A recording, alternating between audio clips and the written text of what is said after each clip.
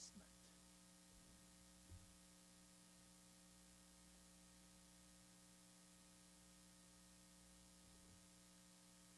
Good afternoon.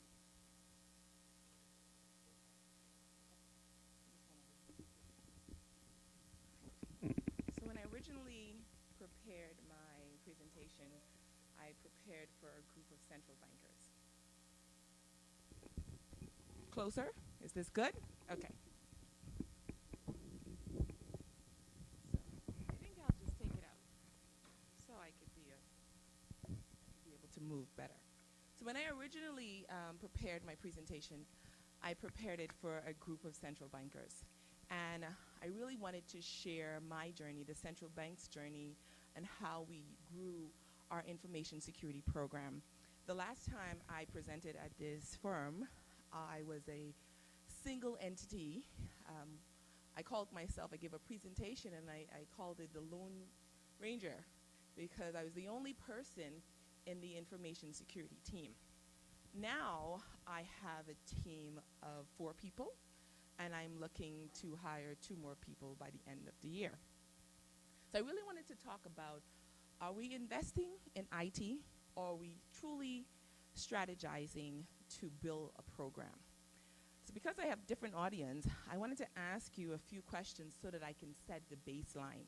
So my first question is, how many of you have someone in your organization that's designated, completely responsible for information security, cybersecurity, network security? You might call them various things, but security. By show of hands, don't be shy. Let's just get together. So that's, okay, I'm seeing 3 people. Ooh, whoa, okay. Okay. So how many of you out of the 3 people, keep your hands up, I want to understand if you have more than 1 person in your team. If you have more than 1 people, okay, so there's still 3. So each of you have more than 1. So give me a count. Do you have 2? If you have 2 people, no, you have 4. And where are you from? No, not the country. What organization are you from? Unibank. Anyone else? You have 6. And you're from Scotiabank. And you have, okay, you're 6. You're the same. Okay, from Scotiabank. Okay, great.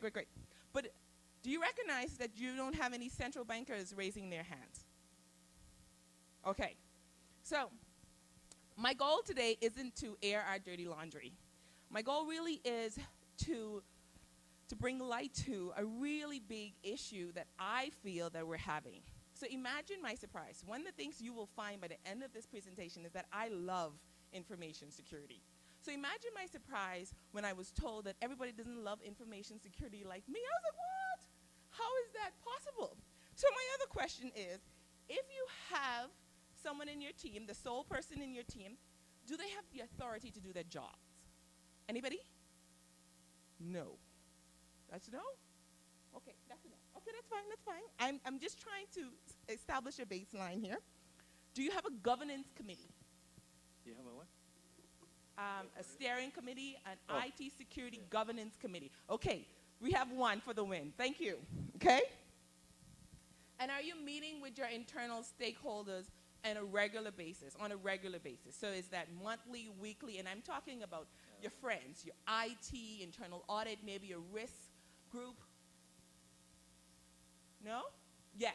Okay. So my agenda for today is, we've talked a lot about IT modernization, inclusion, securing payment systems, big data. This is our team. However, one of the things that I'm recognizing is, at the fiber of all of this is security. Why are we interested in payment systems? How does this work for us? Here? This is good? Better. Okay, sorry. What is our biggest concern related to payment systems?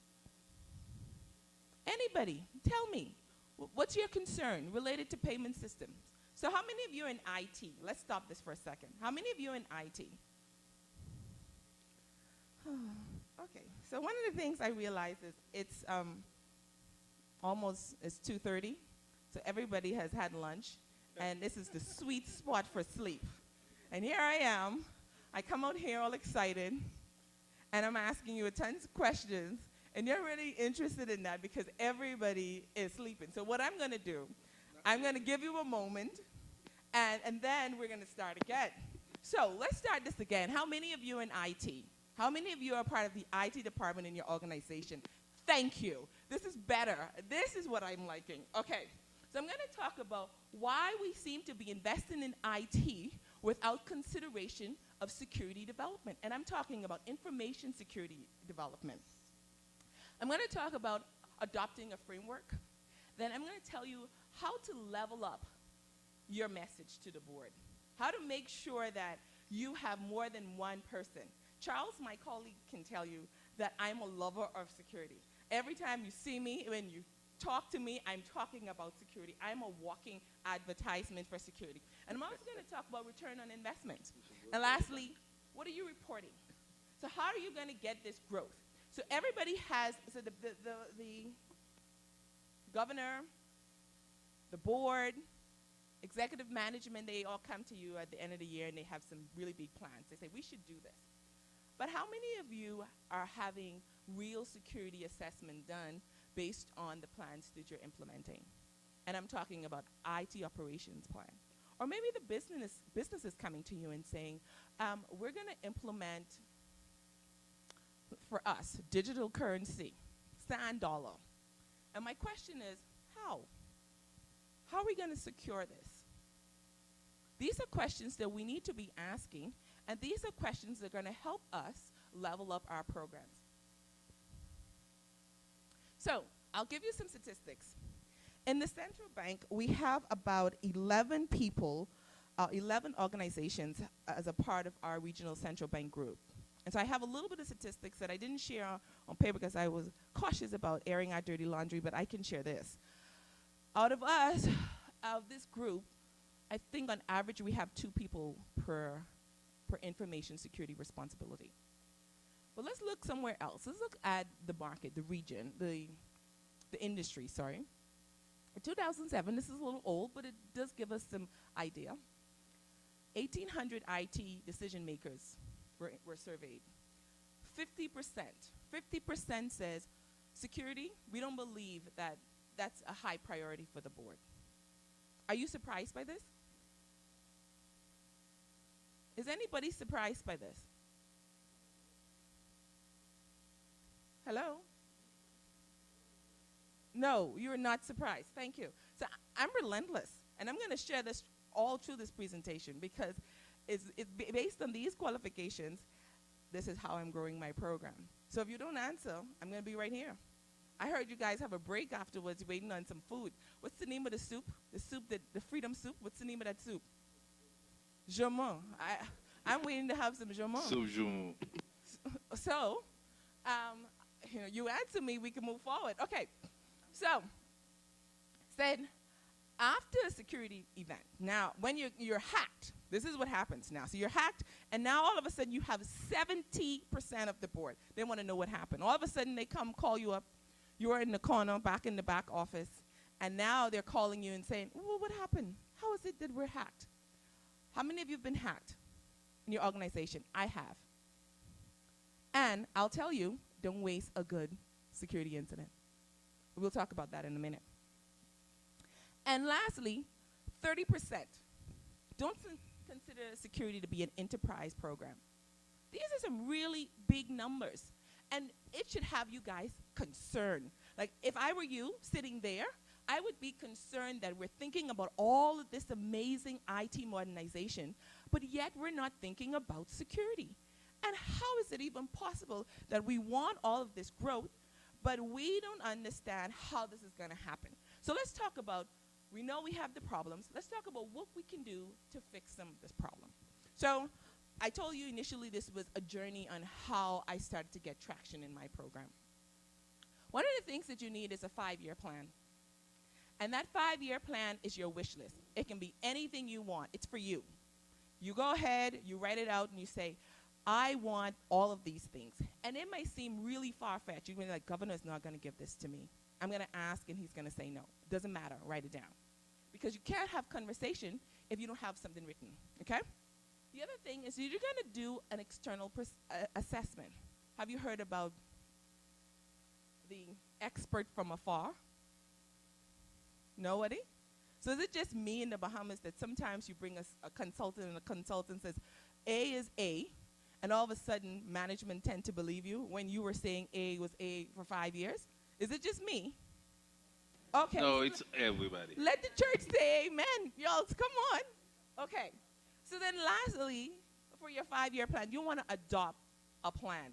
You want to adopt a plan because it's hard work, and you don't want to reinvent the wheel. That's not how we do this.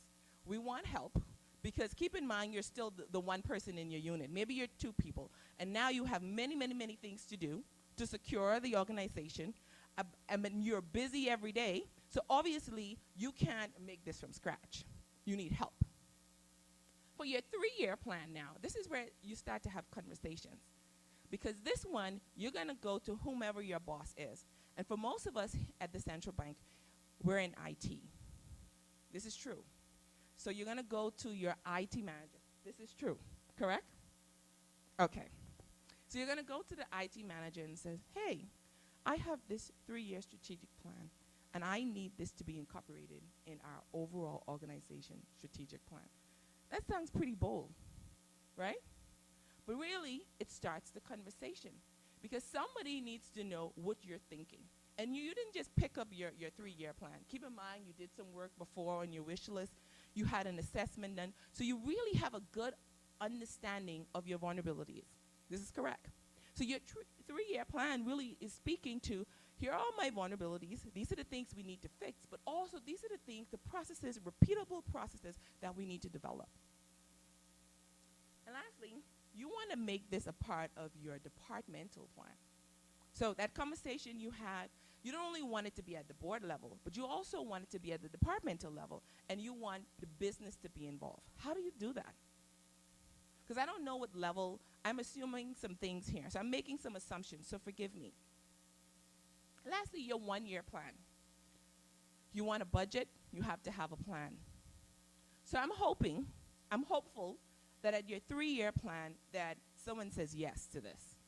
And they went and they wrote it down, and the board signed off, and now you're good. That's when you're really in business, because once they sign, then you can go back and say, remember when you signed this right here? And you said that we should do this in 3 years? Well, I'm trying to do this, and I need $100,000. You see how I roll in? Okay, good. And then you have to have a budget. Then you have to have an annual plan, sorry.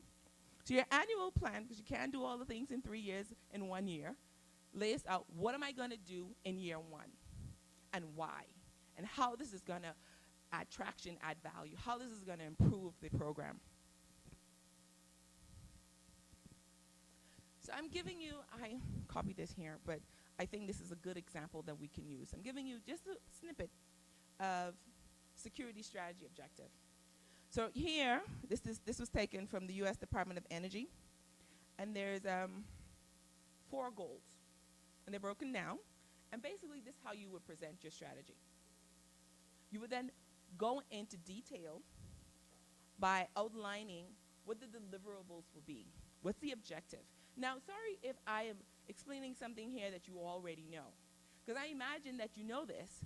My only problem is, why isn't this happening in a way in information security units around the central banks and other banks in our region so that we're growing?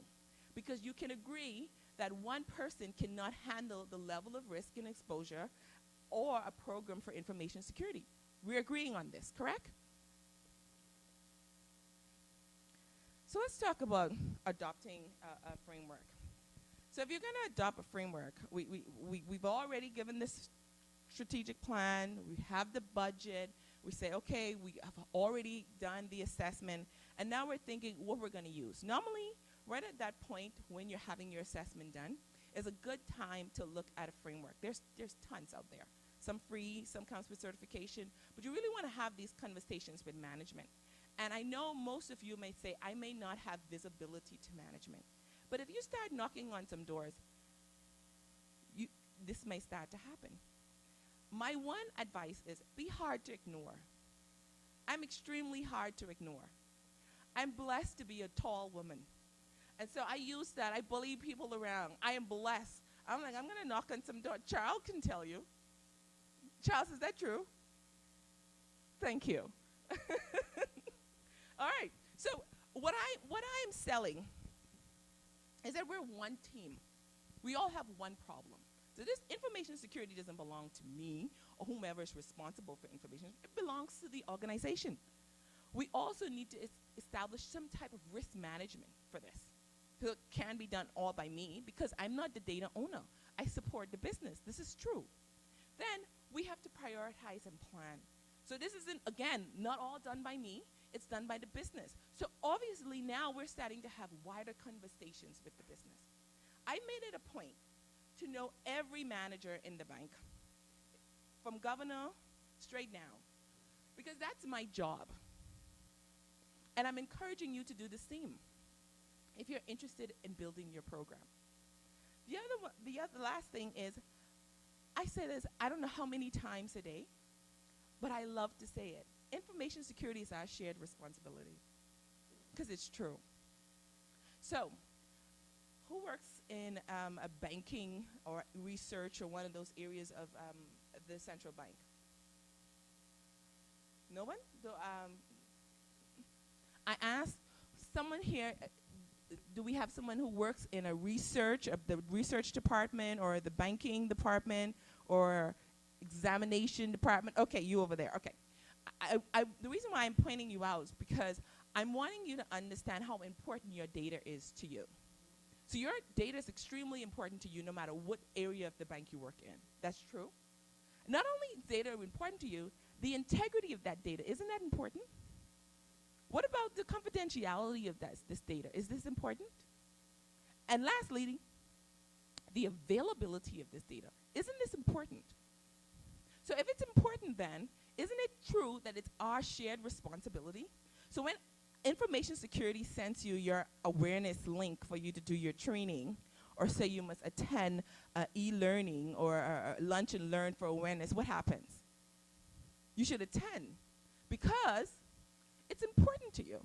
It's your shared responsibility to understand how to best protect the information assets of your organization. Okay, so I have a couple here. The one that the central bank adopted is ISO 27001, or well, 27000 series. And the minute we decided that that's the route we were going to take, we then had an assessment done by this. But you can, there are many. There's NIST, there's COVID that speaks to governance and controls, there's CIS, and you can pick from them. You can use both. You can map your controls to this. But at some point, you need to be able to easily say, this is what I'm following. So it gives you a roadmap. It makes your job easier. Excuse me. So what is ISO 27000 series? It really is international standards on how to manage information security. So it says, this is what you do. It has some 133 controls. And you're going to assess and you're going to really get a good idea, where am I starting from? You'll be surprised, because if you've never really done this, you really think you're more secure than you are. How many of you have had a situation, I know I've had a situation where I felt secure because I'd never had someone broke into my car before. So I wouldn't lock it. Nobody wants this old piece of junk. But you know what happened to me with that same car? Somebody stole my car right from under my door. It was parked at the back door. And then I realized that that car had value to me. Because before then, I was like, oh, this piece of car is someone buy me a new car. But the minute that car was stolen, what happened? I needed to get a ride. I started missing my car. Then I realized I'd have to pay large sums of money to get a new car. Do you see where I'm going here with this? This is the same thing we do with security in general. We don't lock our doors until somebody breaks in the house. Or we don't care about information security until we have a major incident. But I'm here to tell you that you don't have to wait for that. Now, here's the thing. It's inevitable. You will have some type of incident. So no matter how secure you think you are, it will happen. but it's the magnitude. We're trying to prevent and protect against something great. Okay, so this is ISO 27000 controls domain. It has 14 domains. This is what ISO tells you, the person responsible for information security, the team, that this is what you should do. Honestly, do you think one person can handle this task? What about 2 people? What about 4? No. So then why aren't we getting the type of support if we understand that this is all the work we have to do? And where are our allies? Where's IT in this? Where's audit in this? Or illegal in this? Or risk? Anyone from risk? Risk office? Where are we in this? So I know we've had lots of conversation about inclusion, financial inclusion. I'll give you a little example. And this is specifically related to integrity of information and availability of information. So if I'm somebody and I am underserved, so I don't have, I'm not a part of the financial service sector, and someone comes and says, okay, we have this digital dollar, and you should be a part of it. You access it on your telephone. Okay. What's going to be my concern as somebody who's knowledgeable? The first thing I'm going to say is this secure? In my mind, I'm going to be wondering, they give me this little phone. I could lose this phone. How am I going to protect this phone? Whereas I know if I take my money, my cash, and I hide it under my mattress, that's what we do. If I take my cash and I hide it under my mattress, then I feel that that's more secure. At least I know what's happening to it. So how do we assure people that when we are trying to include them, that the information, 1, is secure, and then 2, that the integrity will remain intact? Isn't this a concern for us as we consider these initiatives, as central bankers, as members of the financial sectors? I'm concerned about that. As a user, I'm concerned what happens to my data.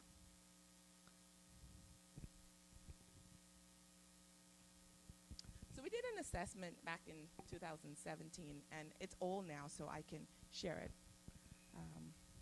But if you notice, this was done based on the ISO 27001. It's a gap assessment. And they talk about whether or not we were compliant with these controls. Now, I told you it's what? Let's go back to the numbers. It's 114 controls. Okay? And they said 31 not met. And these are percentage, actually. Sorry. Is that true? No, that's not percentage. It's actual numbers. Partially met. And partially is as good as not met. You can agree with me when I say that, right? Partially is as good as not met. And then met. For low, 37%. High, 61%. These are numbers you will see, I can almost bet, in any shop that has 1 person managing information security. So these are the numbers that you want to take to management. And this is why I say we need to level up. So, a famous philosopher by the name of Jay-Z once said, I got 99 problems. And this is true. You're laughing, but it's true. And so do you. You also have 99 problems. We're not going to finish this song, but let's just stick to the problems, okay? So these are my tricks and tips and advice that I have for you today. One is be brave. So wherever you're sitting in your organization, you need to have conversations with people. They need to understand that you're an advocate for your organization, 1, but also for your program. So if you're tasked with being in charge, then you must be brave. You must ask for what you want and don't apologize for it. Because essentially, they've said, this is your job.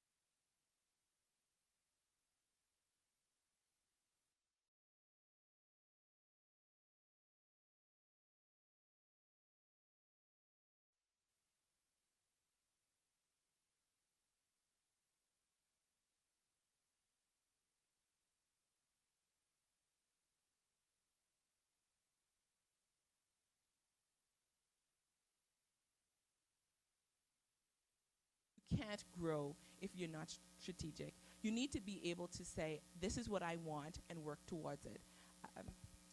And that is all. Thank you so much for being a great audience and listening to me. Do you have any questions?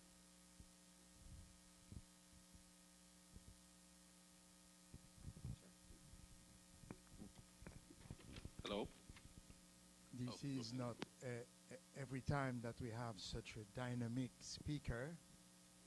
She went over time, but as she said, she was blessed with height and strength, so I didn't dare stop her. Let's do this. Unless if there is some pressing question, we made some reshuffling.